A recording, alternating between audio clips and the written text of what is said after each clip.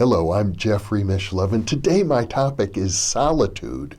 You know, it's been very important to me since I was in my early 20s, and I think it was for this reason. I was probably a discontent and somewhat tense and unhappy young man at that point in time, and like a lot of young people in their 20s, I longed for romance, I longed for a sense of adventure in my life, and yet I think instinctively I knew that I couldn't really love another person any more than I could love myself.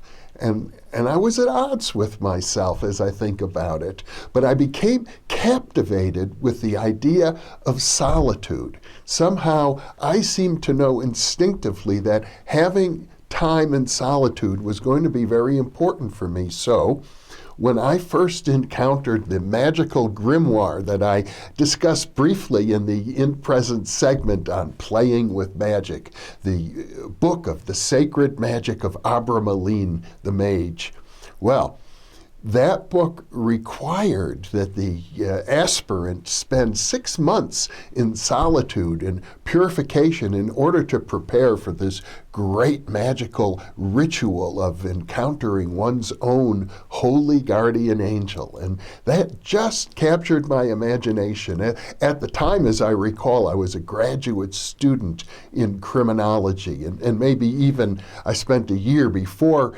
entering graduate school just hanging out at Berkeley. So it might have been around that time. But in any case, the idea of spending 6 months in solitude really fascinated me. And according to this magical grimoire, it had to be done between the ages of 25 and 50. And as I recall, I was younger than 25 at the time, but I had sort of resolved I would try to do this. I was going to do it. And well, it seemed like a wonderful ambition. I can say, looking back now, I never did it.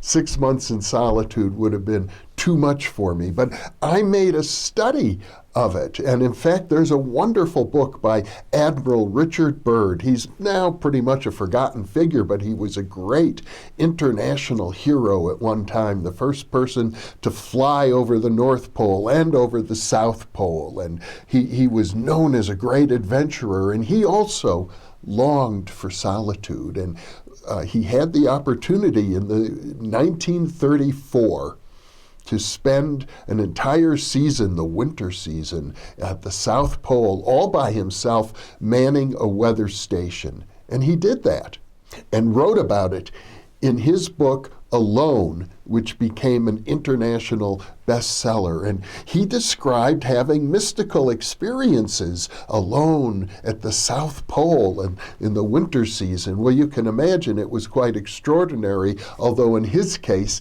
he nearly died because there was a carbon monoxide leak from a gas stove in the tiny little shack in which he was living. So it became a life and death struggle for him.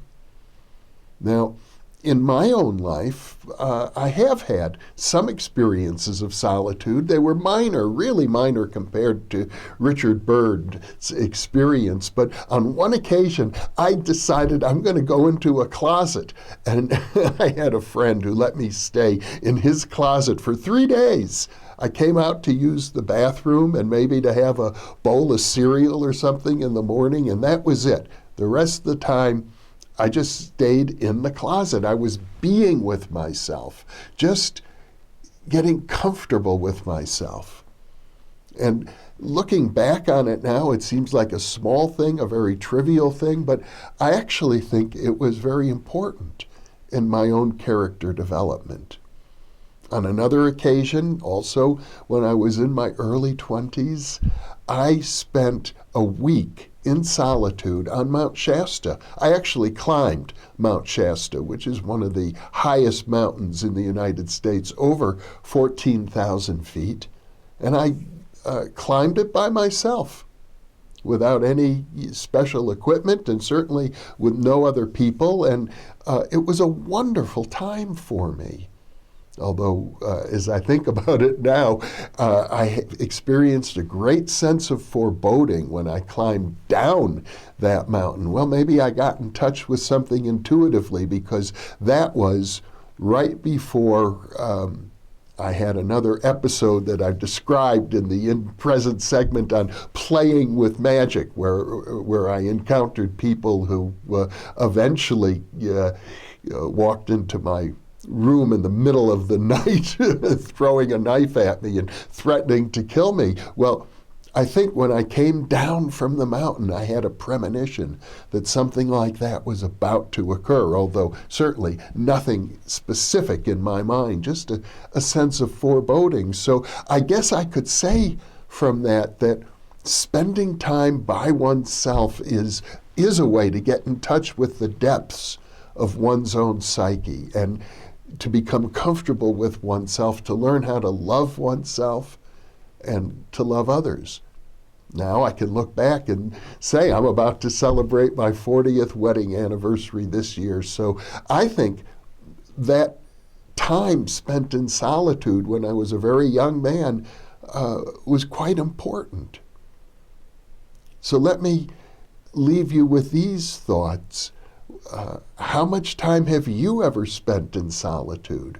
Would it be good for you to do that at this phase in your life where you are right now? Or are there ways in which you can experience solitude without having to go off by yourself for 3 days or for a week? I mean, aren't you experiencing a certain measure of solitude if you meditate for 20 minutes? It's about being comfortable with who you are. Thank you for being with me.